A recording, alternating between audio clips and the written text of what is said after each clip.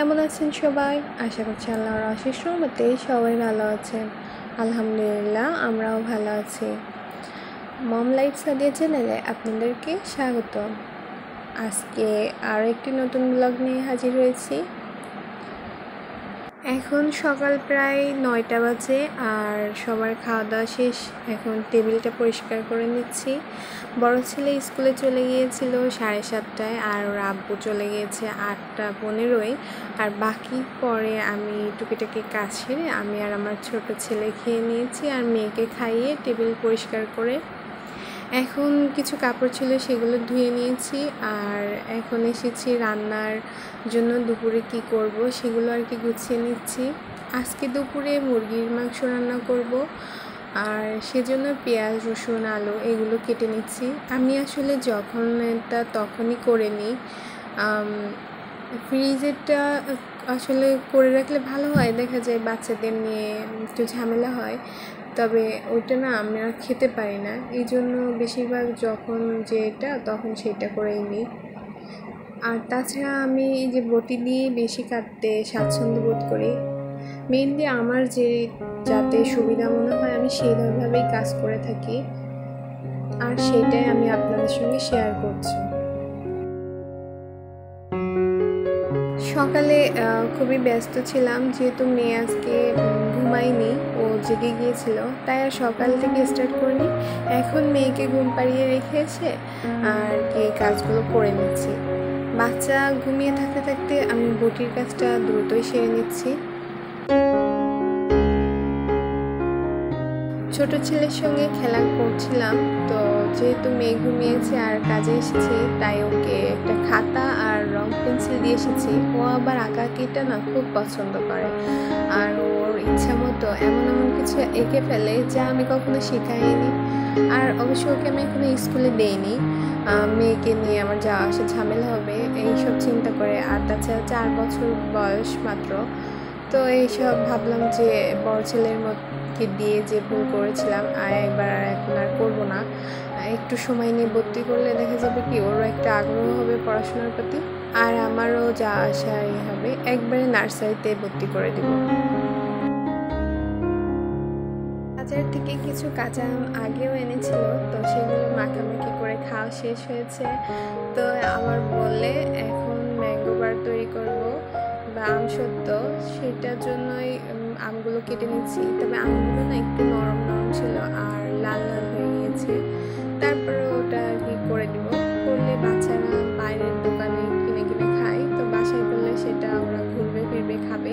আর কিভাবে বানাবো সেটা আপনাদের সঙ্গে শেয়ার করব এই ভিডিওতে। আমি মুরগির মাংসের জন্য যে মশলাগুলো কেটেছিলাম সেগুলোই বেটে নিচ্ছি শিলপাটায়। আদা রসুন জিরা শুকনো মরিচ এগুলো আর কি বেটে নিলাম। আর কুচি করে রেখেছি পেঁয়াজ, ওইটায় আর কি ভাজি করে দিব। আর গরম মশলা দারচিনি এলাচ এটাও শিলপাটায় বেটে নিচ্ছি। এক সাইডে জগে গরম পানি দিয়েছি ফুটিয়ে, আসলে মুরগির কিছু পা ছিল তো ওইটাও দিব। অনেকে হয়তো ঘৃণা পান, তারপর যারা খায় তারা তো খায়, তো আমি ওটা আর কি পরিষ্কার করে নেব আর রান্নায়ও ব্যবহার করব। এখানে আমি কড়াইতে তেল দিয়েছি আর তার ভিতরে আস্ত কিছু দারচিনি এলাচ লবঙ্গ দিয়েছি, কারণ এর থেকে আলাদা একটা সুঘ্রাণ বেরোবে। আর পেঁয়াজ এই মশলায় যে ঘ্রাণটা বের হবে সেটা কিন্তু পরবর্তীতে মশলা দিলে এই ঘ্রাণটা আর পাবে না। মাংসে প্রথমেই মশলা দিলে সেই ঘ্রাণটাই তেলের সঙ্গে মিশে মাংসের ভিতরে ভালোভাবে যায়। আর এখন আমি পেঁয়াজটা যখন বাদামি বাদামি হয়ে এসেছে সেই পর্যায়ে আদা রসুন বাটা যে মশলাটা রেখেছিলাম সেইটাই দিয়ে দিয়েছি। আর এতে হালকা একটু পানিও দিচ্ছি যাতে মশলাটা পুড়ে না যায়।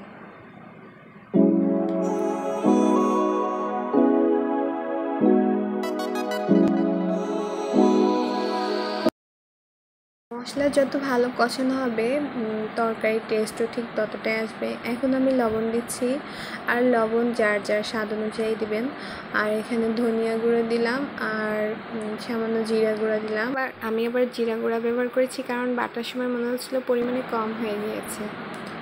আর দেব হলুদ গুঁড়া। এখানে আমি শুকনো মরিচের গুঁড়া ব্যবহার করব না, যেহেতু আমি বাটা শুকনো মরিচ ব্যবহার করেছি আর ওই মরিচে অনেক ঝাল, তো বাচ্চারাও খাবে, সে চিন্তা করে আমি যতটা দিয়েছি ওইটা দিয়েই মাংসটাকে রান্না করে নেব। মশলা আমি বেশ কিছু সময় ধরে কষিয়ে নিচ্ছি, আর কষানো হয়ে আসলে যে তেল যখন উপরের দিকে বুদবুদ করে উঠবে, তো সেই পর্যায়ে আর কি মাংস দিব। তো আমি আরেকটু পানি দিয়ে মশলাটাকে আরেকটু কষিয়ে নিচ্ছি।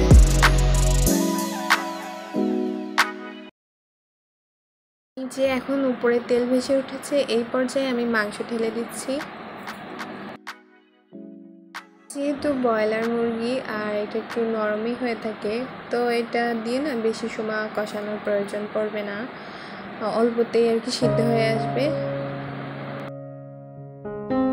আমি মাংস সাধারণত ভেজে নিই না, ব্রয়লার হোক আর দেশি হোক সব মাংস আমি কষিয়েই রান্না করি, আর এইভাবেই আমার কাছে খেতে ভালো লাগে। আর আজকে আমি মাংসে আলু আর কাঁঠালের বিচি দিয়ে রান্না করব। কাঁঠালের বিচি দিয়ে মাংস রান্না করলে আমার কাছে খুব মজা লাগে, আর কার কার এরকম মজা লাগে অবশ্যই কমেন্ট বক্সে জানাবেন। আমি আর আমার হাজব্যান্ড এইভাবে খাবারগুলো খেতে আর কি পছন্দ করি, আর সেভাবেই রান্না করি। মাংস আর আলু ভালোভাবে কষানো হয়ে আসলে এখন আমি ঝোলের পানি দিয়ে দিচ্ছি, আর আমি এই তরকারিতে একটু ঝোল ঝোল রাখবো, তো এই জন্য পানি দিয়ে দেখছিলাম যে এতটুকু পানি হবে কিনা। তবে এই আলুগুলো সিদ্ধ হতে একটু সময় নিচ্ছিল, তার জন্য আমি আবারও পানি দিচ্ছিলাম। পরিমাণ মতো পানি দিয়ে ঢাকনা দিয়ে ঢেকে দিচ্ছি মাংসটা রান্না হওয়ার জন্য। মাংসটা হতে হতে আমি ওখানে আর দাঁড়িয়ে না থেকে হাতের কাজগুলো সেরে নিচ্ছি। এক সাইডে আমি ঘরটাকেও পরিষ্কার করে ঝাড়ু দিয়ে এখন ঘর মুছে নিচ্ছি, আর অন্যদিকে বাচ্চাদের গোসল করে ফ্রেশ করে রেখে এসেছি। অবশ্য বড় ছেলে নিজেটা নিজে করে, আর ছোট ছেলেকেই করিয়ে দিয়েছি।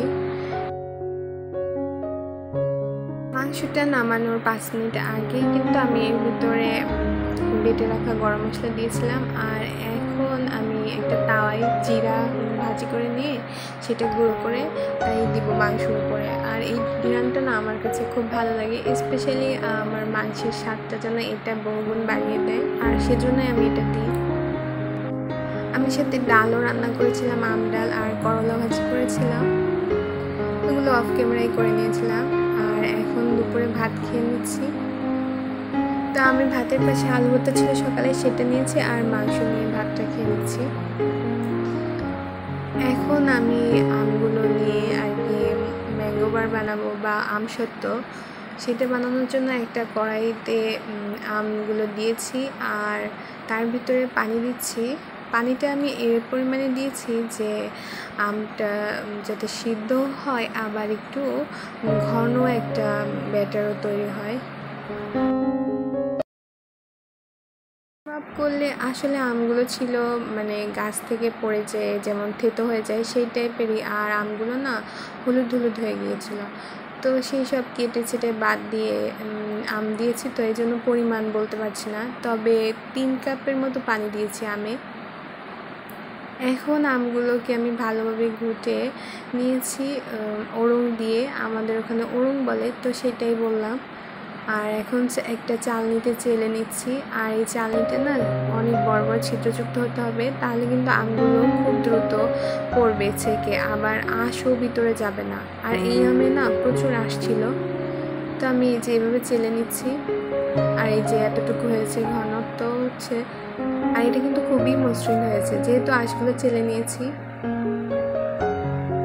আর এখন আমি ফ্রাই প্যান বসিয়েছি, আর এর ভিতরে চিনি দিচ্ছি। যদি আম ঘুটিয়ে নিতে কষ্ট হয়ে থাকে তাহলে ব্লেন্ডার ব্যবহার করতে পারেন, আমি আর ব্লেন্ডার বের করে মাখামাখি ঝামেলার জন্য নিইনি, তবে অবশ্যই চালনিতে ছেঁকে নেবেন। চিনি দিয়ে ক্যারামেল তৈরি করে নিব, দোকানের মতো একটা কালার আসবে। তাহলে প্রথম পর্যায়ে দিলে ঘাবড়ে যাবে না, এরকম দলা হয়ে আসবে, তবে নাড়তে নাড়তে আস্তে আস্তে ক্যারামেল তৈরি হওয়া শুরু হবে।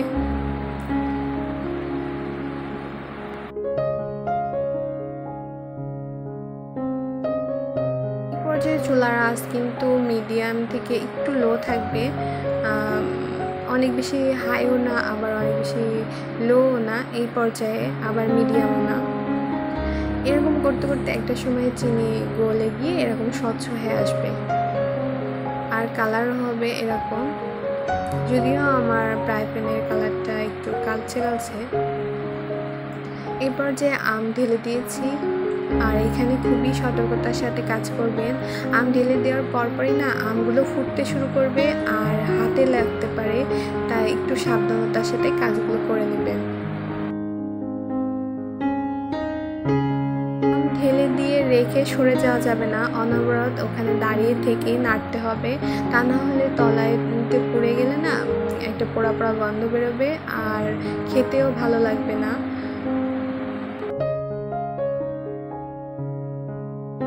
চারি সাইড থেকে না বারবার এভাবে দিবেন, যাতে আমগুলো ভিতরে দলা দলা না হয় আর মসৃণ হয়। এখানে চাইলে আপনারা এই পর্যায়ে মরিচের গুঁড়া দিতে পারেন, তবে আমি দেইনি, আমার বাচ্চারা খাবে তো সেই সব চিন্তা করে আর দিইনি। আর মিষ্টির পরিমাণটাও না আমি একটু টক টক ভাব রেখেছি, ওরা টক খাবারই খেতে বেশি পছন্দ করে মিষ্টির তুলনায়, তবে ছোটো ছেলেটা মিষ্টি খেতে পছন্দ করে, তাই আমি একটু মিষ্টি মিষ্টিও রেখেছি। তো এই একটা প্লেটে আমি যাতে একটু ফুলের ডিজাইন হয় তাই আমি ফুল দেওয়া প্লেটে নিয়েছি, আর ওতে তেল ব্রাশ করে নিয়েছি। আর আমটা হয়েছে কি না কীভাবে বুঝবেন, এই যে একটা কাঠের হাতায় এরকম হাত দিলে না এটা পুরু হয়ে থাকবে, মিশবে না, আর যখন উঠাবেন তখন না দেরিতে দেরিতে নিচে পড়বে। ঠিক সেই পর্যায়ে আমি নামিয়ে নেব।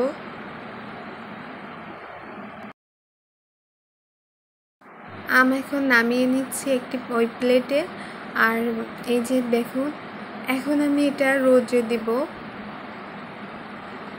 আমি 2 দিন ধরে রোদে দেওয়ার পরে আমার এই যে এখন এই যে খুলে আসছে, আর যদি ভালোভাবে না শুকায় তাহলে কিন্তু প্লেট থেকে উঠে আসবে না, তাহলে বুঝতে হবে আপনার আরও 1-2 দিন দিতে হবে।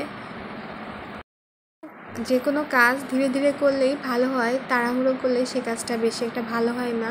এই যে উল্টে দিয়েছি আর এর ওপরে ফুলের ডিজাইন এসেছে, আর এরপর আমি ম্যাঙ্গো বারের শেপে কেটেছি, আর এই তো তৈরি হয়ে গেছে ম্যাঙ্গো বার বা কাঁচা আমের আমসত্ত্ব।